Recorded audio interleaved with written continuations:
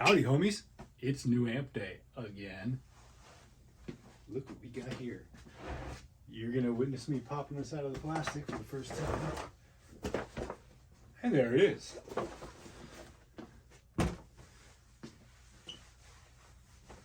Shout out to my homie Evan Delaney, who hooked me up with this guy.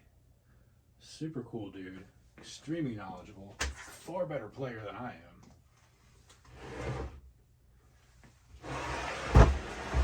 Oh, it's got shipping supplies. And I'll reuse all of these.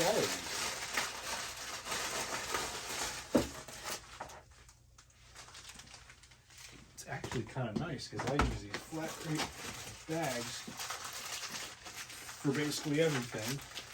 And I've been waiting on a couple more boxes of them.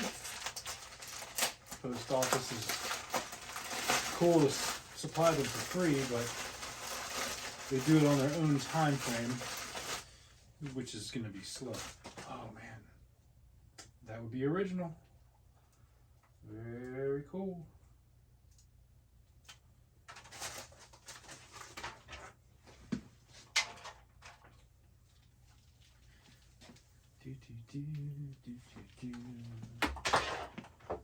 Here, I'll liven up the unboxing a little bit.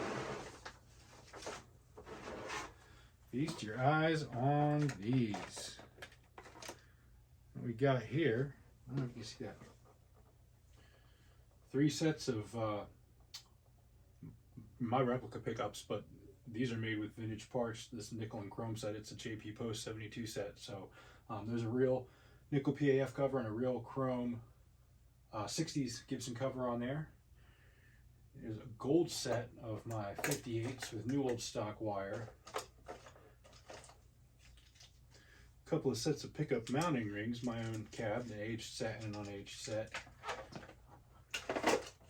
1, 2, 3, 4 Les Paul wiring harnesses with vintage bumblebees, and these are made on Central Lab hot wafers, so super cool. And then an Explorer harness of the same style. Toggle switches and stuff are in there. Mounting screws and parts and such. Anyway, that's a fun package. That's all one order.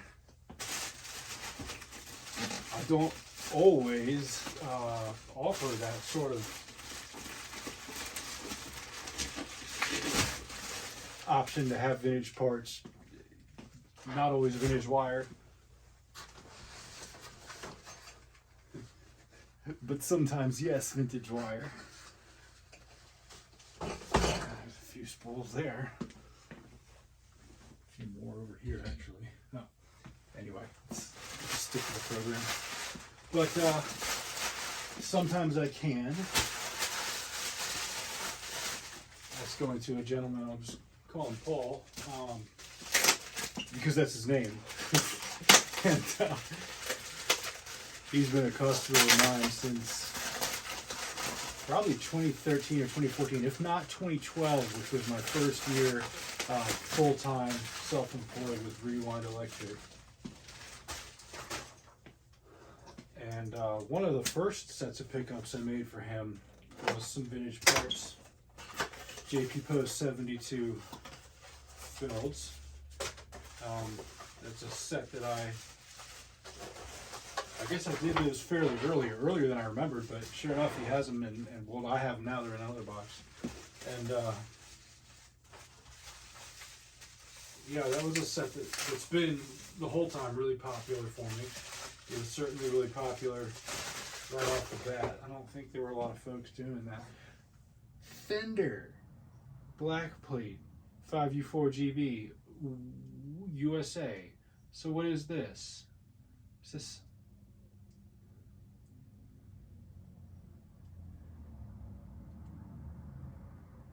I don't recognize anything on it that makes me say it's an RCA or a GE, so I'm thinking that might be a Sylvania or maybe a Raytheon, maybe a Kenrad.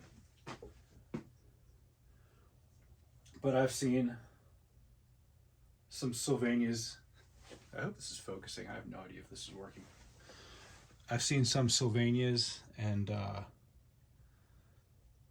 Raytheons that have that really rich, dark, glossy black structure. So maybe that's what it is.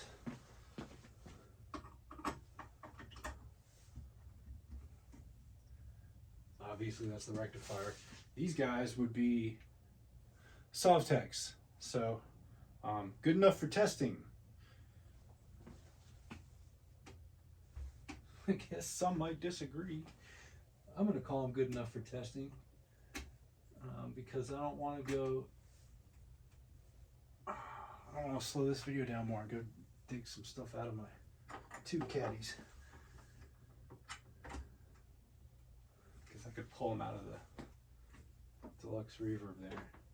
That's a real 65, and that has a full complement of 1965 RCAs that were new old stock as of when I put them in there shortly after the unboxing video of that one. So yeah, they're not coming out to be test tubes. Let's look at the preamp tubes before I plug it in. Pretty sure that's not stock. I think this would have a red molded 3-prong. This is, I think, a 1978, by the way. I should have said that. So we've got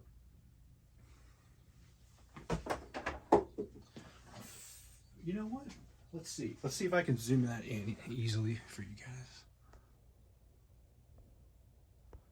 Maybe not. Yeah, it's probably good. Let's give it a whirl.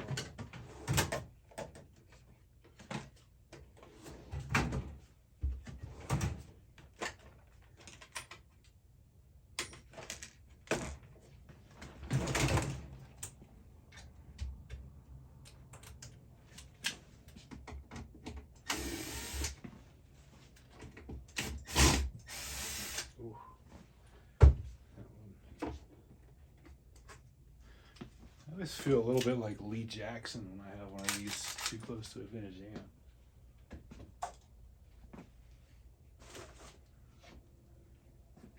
Not that there's anything wrong with feeling like Lee Jackson.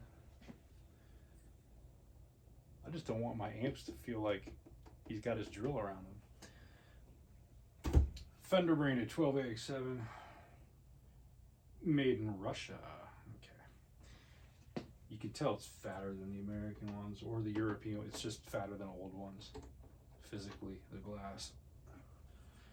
And if that's in V1, I'm going to guess that's what's in everything, unless one of these had a problem and had to get swapped at one point. Hey, what do we have? A Westinghouse. Yup. Nice. Westinghouse 12AT7. There's a Bugs Bunny joke about a refrigerator called a Westinghouse. Does anybody know who Bugs Bunny is anymore?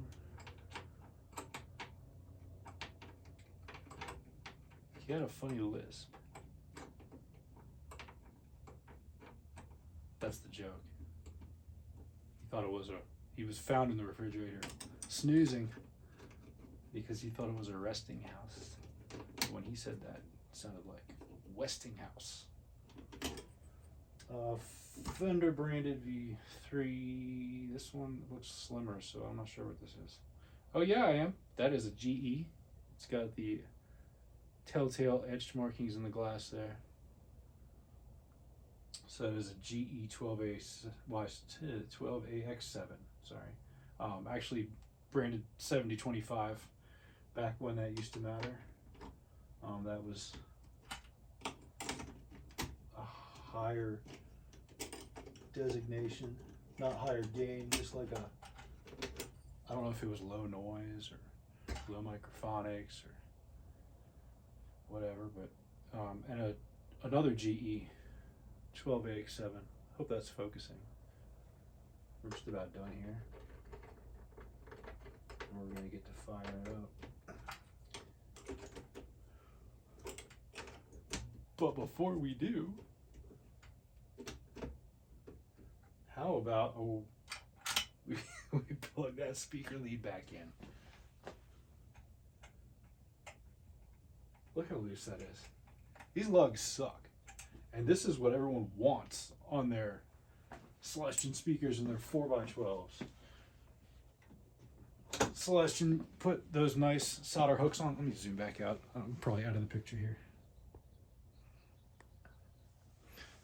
Better? Celestian put those nice vintage style hook lugs with the black and white rubber insulation on the Heritage reissues at first. And then they foolishly listened to people on the gear page and elsewhere complaining about that and how they're not plug and play and I can't just swap them easy and I can't use 10 gauge wire. So they, you know, I mean, and I'm sure it's easier for Celestian and Marshall to have these spade lugs that just clip on too for their own production and assembly, but you don't have to use them. You can solder, and I do. I suggest you do. But it was nice having those hooks. I mean, they were kind of cool in that they looked like the originals. And even if you don't care how they look, even if you're one of those guys who doesn't care at all if something looks inaccurate or not, only cares about the sound, and that is totally fine. But they forced you to solder, and there's a value to that. Buying a $2,000 speaker cabinet and putting in 4 speakers that are $200 to $300 each. If you can't solder, okay. I mean, you could learn, but okay. But at that point, like $2,500, you can't pay somebody like $40 to solder them for you. Know that it was done right. Know that your gear's protected and that nothing's gonna pop off when you're not looking and toast your output transformer. You know. I'm gonna just test quickly for continuity here. That's overkill for what I'm doing, isn't it? I've got an amp project coming up after this. I'm taking some additional readings in one of my plexis for a transformer, a power transformer. Brian Sowers of Sour Sound, awesome dude, super knowledgeable. Really like pushed me to advance my own knowledge in metallurgy and magnetism and ferromagnetism, I should say. Anyway, yeah, he's designing a transformer to my specs. That's good. Which is going to be super cool. I'm super stoked, but because he is a professional who cares what he's doing, he needs a lot of detailed measurements about, you know, does the voltage drop this much here, there, or the other place at this frequency or that, and under what conditions and at what input voltage. So I'm more than happy to get all that for him because I'm learning a lot through the process myself, but also I'm just so stoked that he cares enough to do that and not just say like, yeah, okay, this, that, all right, done, here's your price. He wants to do it right. And that is why he's the right man for the job. Oh yeah, maybe I'm not the right man for this job. Let's go into the Variac. Rather than giving it the full juice right off the bat. Okay. Just gonna check the fuse, make sure we don't have a balled up piece of tin foil in here or like a sliver of a piece of steel or something. Okay, that actually looks good. But what does it say? What it looks like and what it is are 2 different things.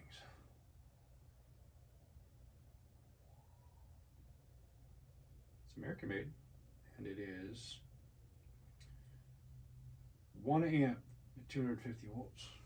And that's a slow blow. As you can tell from the construction. Let's see, can it focus on a thing so small? Yeah, can you see that? I've never seen a fuse of that sort of construction with thick wire coil inside that is not a slow blow. That's a 1 amp fuse. What did I just say? Did I say 1 amp? I think I did. Yep. Always worth it to double check.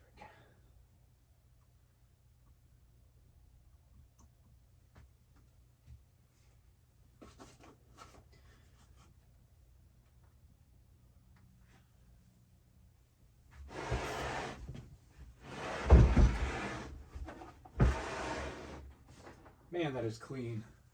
I've actually never had a Princeton. I've had a lot of amps. Now a shop that I worked in a lot had one, a really nice one. So I'm very familiar with it. That was a 64, I think.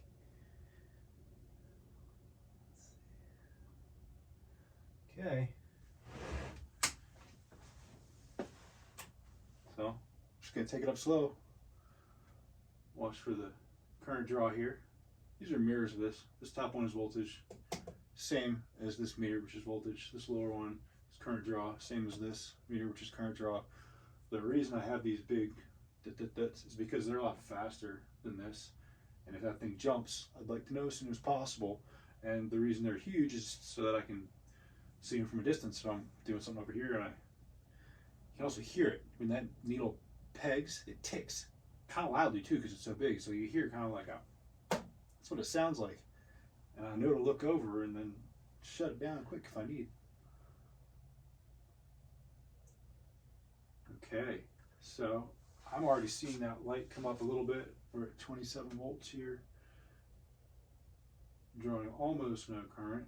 That's going to increase as the heaters come online, which should be an E-volt now.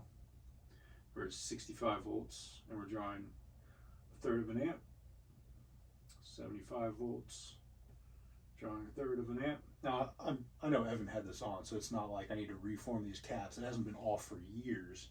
I'm just doing this slow to make sure that nothing got rattled around loose and in transit, even though he packed it like a professional. I mean, this is one of the best packed amps I've received. I hear it.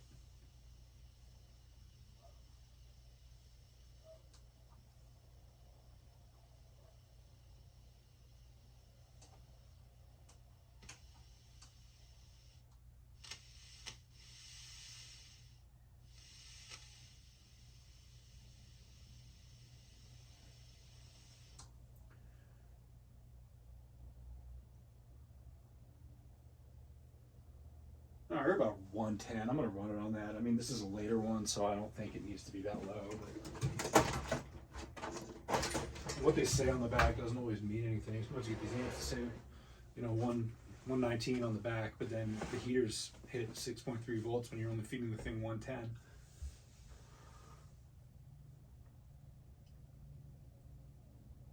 Yeah, this is 125 volts, but I think that's a good place to test it. Here we go. Let me get a cord from behind the phone camera. Yeah, pardon the iPhone video and sound here. That's what you're getting today.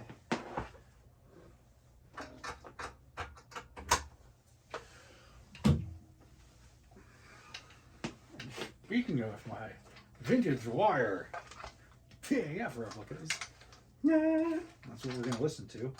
It's a Vintage Wire 58 set. Not that I have any idea what the amp sounds like, so it doesn't even matter that I say that.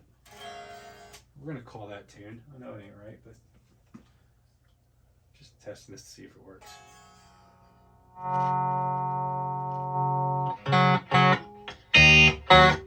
Dang, that is clean and tight. I can tell already. Okay, we're not going to call that tune. That's embarrassingly out of tune. Initial impression, sounds groovy to me. Clean, tight, dynamic. I mean, we're talking about amp on 1.5 on the bench. But it's like, I know this guitar, these pickups, this room. I know what various amps sound like on this bench. Doesn't take me long to get a pretty good rough idea of what it's going to do. Now that doesn't mean that it won't fall apart when I take it up. We could still let the smoke out.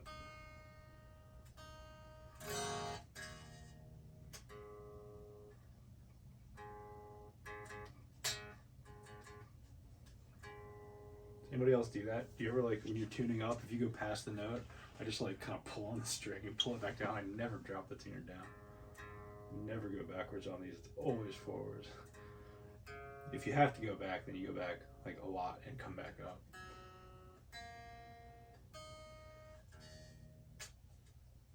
Maybe that's just me. It's like that's the kind of thing you learn from like your first guitar teacher and you never look into it again.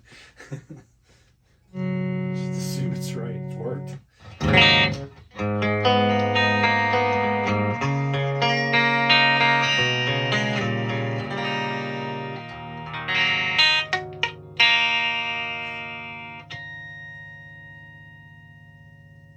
Do we get a reverb off the switch? Oh, we do. Now that is not a lot of reverb, but I know some Fenders in my experience don't really give up the reverb until you crank them, and then the reverb gets like proportionally louder. There's also ways you can mess with that inside. I don't know how much Evan went through this. Maybe just enough to make it work. I don't know if he really dialed things in or not. I'm sure he told me it's, I don't remember. Probably sounds terrible on the phone, but it's the reverb's kicking now.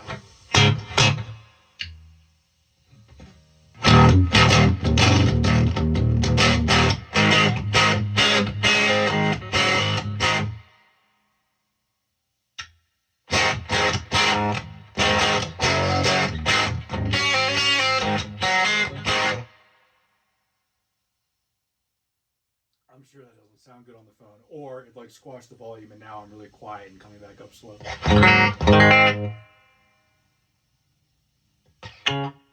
Tremolo, I think we're gonna need the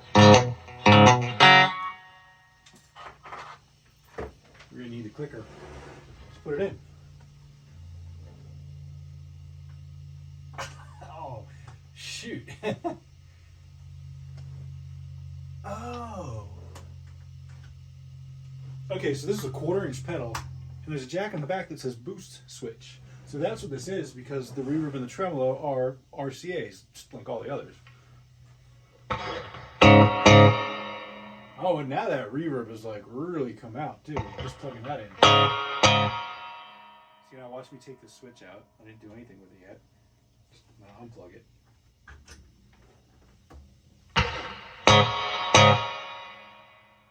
Oh. Well, it's still all reverby. Maybe that tube just needs a little more time to warm up. I'm running it low. Let me give it a few more.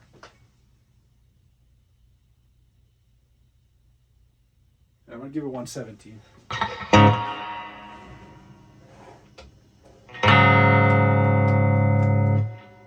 don't know if this switch does anything. Might not work.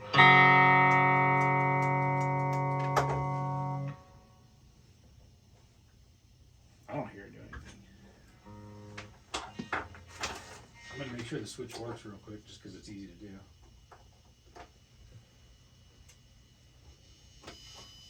Yep. Can you hear it? Continuity on the meter. There. So the switch is doing its job. I didn't hear anything. We'll mess with that some more later. What I wanted to hear though was I want to make sure that the vibrato works, so I'm just going to put a little alligator clip in there. I kind of know where to feel for those things, and that should do it.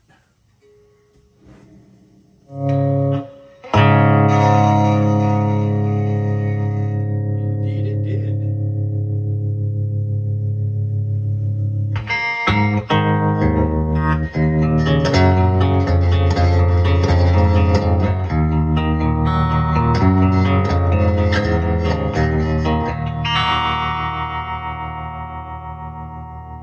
That's nice.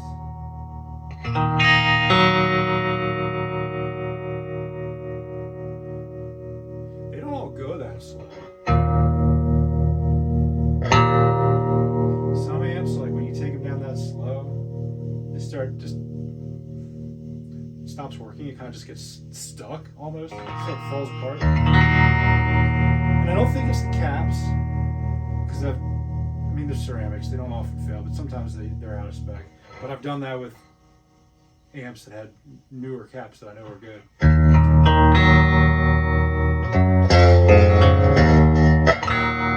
It's probably the Roach. I think they're neon, and I know neon lamps kind of get a little iffy, and that thermistor can get funky too. But I like this. This is nice. Oh, listen to that range as it cleans up.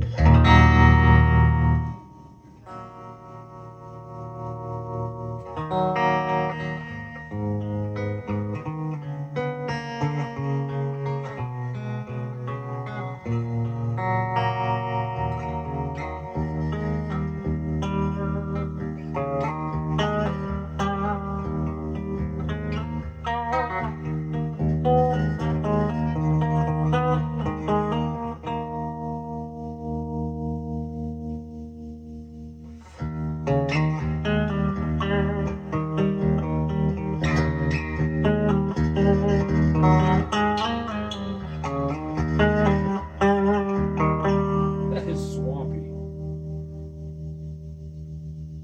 See how fast it goes.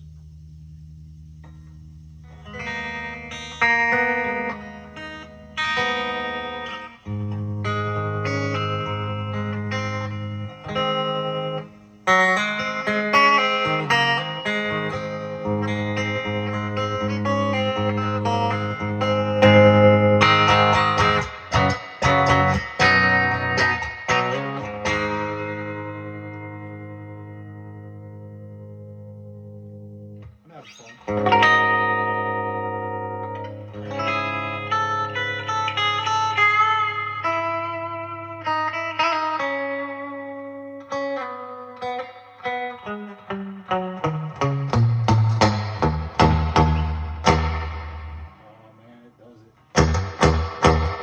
That reverb took a minute to warm up, but it's like doing it now for sure.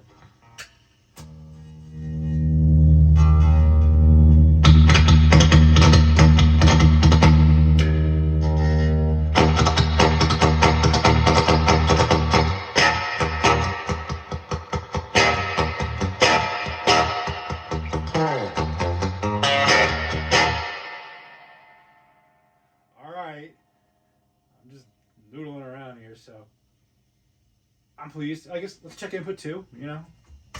Somebody might want to use it sometimes for something, I don't know.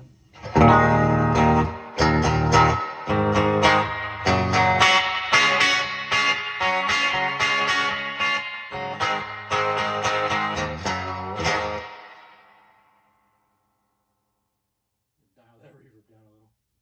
Let's dial all of it down a little.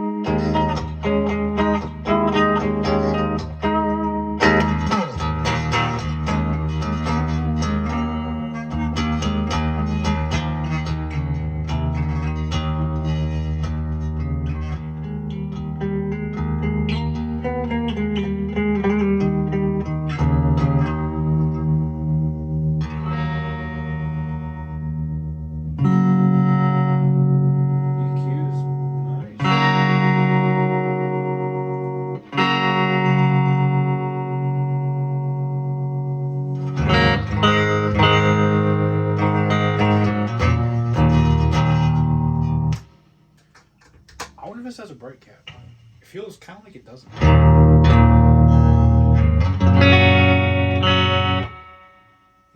it's hard to say without like diming it. Should I dime it?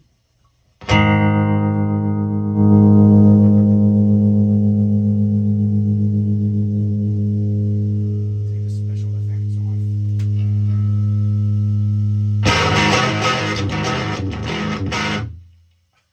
The speaker doesn't like that, but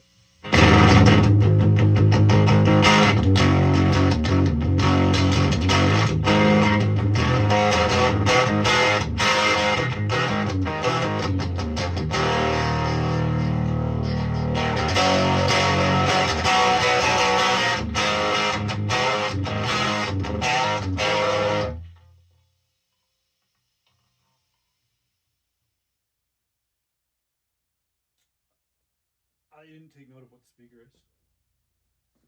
Let's do that as I shut down. And I'm going to close it out with that. And if you're still watching, what is wrong with you? Do something better with your time.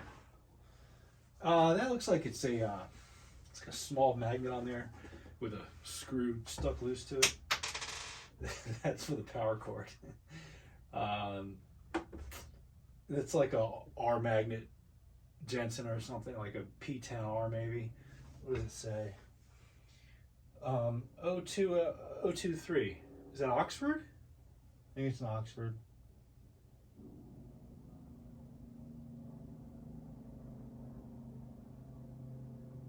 10J4 5B. That sounds like an Oxford part number, but it's a small magnet speaker. I don't think I'll keep it. I don't tend to like those, and I didn't like the way that just got all. I don't know. I like an amp that falls apart when it breaks up, and I like an amp that gets kind of juicy and sloshy and chewy too. I can dig that, but it was like it had the worst parts of sloshy and the worst parts of brittle together rather than the good parts of each. So I don't think that's going to stick, but I'll get in there and service the amp first before I ultimately make a decision. I'm still wrapping up my 12-inch Speaker Shootout for anybody who might be interested in that. It started out as me just finding speakers for the deluxe reverb there, just to see what my best vintage speaker pairing for that one was of what I had. For me personally, I like the C12N Jensen. I have a 1965 C12N in it now. I had two, and they didn't sound exactly the same, but they were pretty close. I picked my favorite and put it in. I also like the JBL D120F. I have 6 of those, and I recorded all of them, and they're not all the same either, but they're all pretty close. You know, they're closer to each other than they are to anything else. I liked that too, but it was just, it might even be better for reference, and I might ultimately put one in there if I keep that on my bench, although I don't really like that amp on my bench because it's like my cleanest blackface, and I always feel like somebody's going to go flying and rip right through that grill. So I might replace it with something else. I've got actually might put a 412 there in a Marshall. I've got a late 60s small checker cab with 1974 creambacks in it, which I think that could be a good reference speaker cab too for Marshall sounds, because it's not as woody and dark as the greenbacks, but it's still a little bit more chewy and interesting and cool like that than say like the G12H's or even the blackbacks or the new greenbacks. I lose track of where I was going. So anyway, yeah, 12-inch Speaker Shootout. I just got in 4 more today, 2 EVHs and 2 G12M Heritages, which are not vintage speakers, but the G12M Heritage is, I think, from my initial listening so far, is the closest to my original Pulsonic Cone G12M 21221s, and so I am sort of favoring that speaker if I have to choose something new, and the T1221s are getting fairly hard to track down in good condition. I've just got a couple. Actually, I just had to send one back to England. It had some coil rub. No bueno. They don't sound the same as the Pulsonics, but they sound pretty good, and that's not what this was about for me, but it seems like it's pretty interesting, so I'm kind of continued down that road. And folks say that the EVH G12M, the one with the black plastic cap and the red and white stripes, like the Frankenstrat, some folks say it's the same speaker as the G12M Heritage. Other folks say it's not. I know that Celestion on their website had the same specs for both for a time. I don't know if they do or not still, but then there also were some specs published elsewhere that said the sensitivity rating was different. I just did some electrical measurements of those speakers here.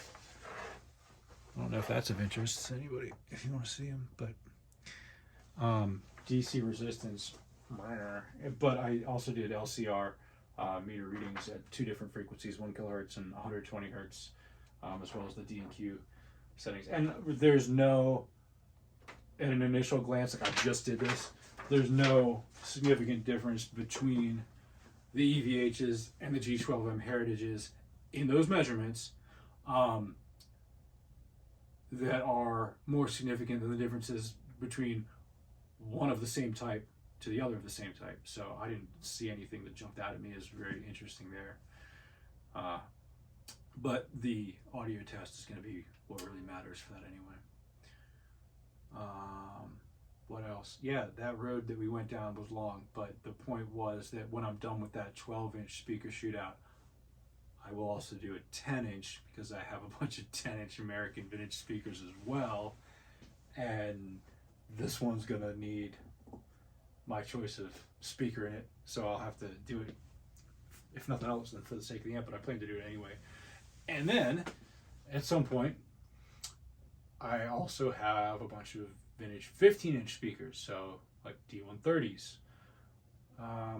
I don't know if I have enough to make that interesting, and I don't know if there's really enough of 15-inch speakers in use for guitar to make it interesting to compare a bunch of vintage 15-inch speakers. If you think it would be, let me know. Maybe I'll do it, maybe I won't. I kind of just do this stuff like as I need for myself anyway, and then I just share it. If somebody else finds it interesting, cool. If not, I still got my work done. Yeah, so anyway, getting my work done. I gotta go work some more on that transformer for Brian Sowers, because that's like the highlight of my gear projects in my mind right now. I'm so stoked to work on that with him. So,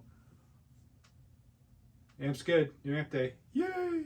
All right, see ya!